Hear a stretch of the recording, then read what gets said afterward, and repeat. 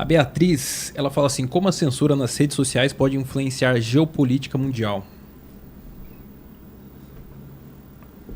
Essa censura, ela acontece muito por patrocínio dos governos.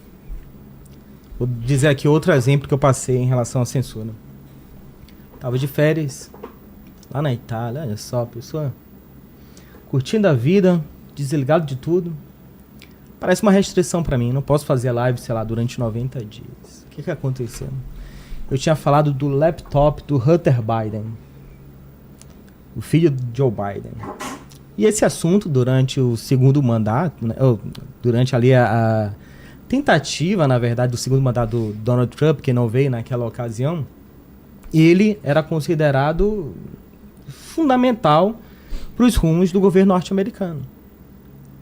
E o Joe Biden, por meio de agências do governo, inclusive a CIA, fez chegar às Big Techs que ninguém poderia falar do laptop do filho dele, que tinha conteúdo que não, em tese, seria fake news, seria desinformação. Então, que dali era considerado um assunto sensível para o Estado e que, se alguém publicasse alguma coisa em algum lugar, deveria ser censurado. Isso daí saiu, inclusive, no Twitter Files, esse caso. Então, eu tive acesso a esse conteúdo, fui publicar nas minhas redes sociais, conteúdo imediatamente derrubado. Não só derrubado, como ainda sofro a respectiva punição. O tema, ele era mentira? Não. Era desinformação? Não. Era tudo verdade. Tanto é que, quando a vitória do Trump pareceu iminente, ela era basicamente certa, o Mark Zuckerberg foi pedir desculpas para os seus usuários das redes sociais, do Meta, porque ele falou que se arrependeu de ter aceitado essa pressão do governo, que ele não deveria ter aceitado essa pressão, né? Então, foi esse mesmo modus operandi. O governo escolheu uma informação que ele não gostaria que circulasse, ele não ativa diretamente as suas agências contra os cidadãos ou contra a rede, ele vai fazendo isso daí de maneira subreptícia, e essa censura vai se propagando, né?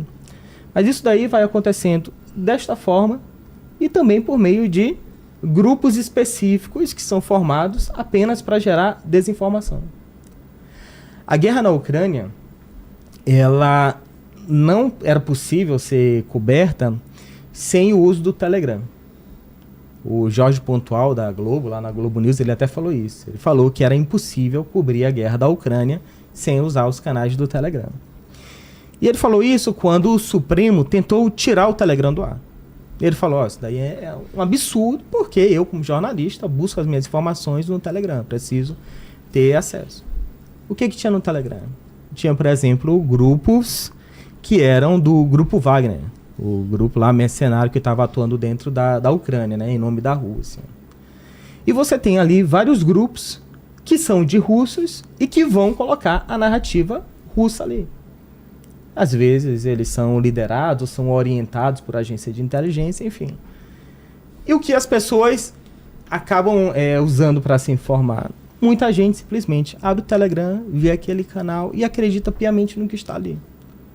Na Síria aconteceu algo parecido. Conforme o HTS ele foi ganhando o território, dentro do território sírio, tinha grupos paralelos que falavam que não, que era mentira, que, sei lá, a tomada de cidades que estavam sendo divulgadas, de Homs, de Damasco, tudo isso daí era mentira, que nada disso estava acontecendo.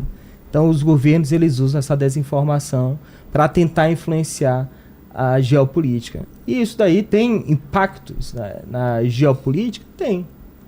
Porque tem casos extremos em que um governo até acredita, os próprios governos acreditam numa desinformação que está rolando ali, e isso daí pode causar uma resposta desproporcional. Tá? Então, essa desinformação a gente tem acesso no varejo, mas ela acontece também no atacado entre esses agentes. Isso daí acontece, na verdade, de longo prazo.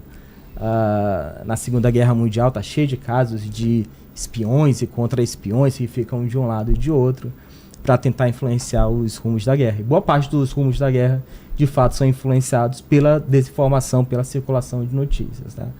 E essa censura, na verdade, durante a guerra, em determinados pontos, é até algo natural. Lá em Damasco, na Síria, quando eu fazia a cobertura, em vários pontos da cobertura, havia censura militar e eu não conseguia ter acesso mais às informações. Na Coreia do Sul houve uma tentativa de golpe recentemente e houve também apagão de informações. O governo determinou uma censura militar, que eles chamam. E isso daí também a gente vê corriqueiramente em Israel. Israel sempre faz apagões de notícias, apagões de informações, eles determinam a censura militar, que é visto no meio militar como algo natural, e eu entendo até que compreensível, porque imagina, você está em guerra e tá lá os seus moradores, cidadão do seu país, fica filmando lá a passagem de tanques, a passagem de mísseis e coloca isso no canal do Telegram. Seu inimigo vai fazer a geolocalização daquilo e fazer um ataque direto no seu armamento, né? Então é algo até compreensível por esse ponto. Entendi.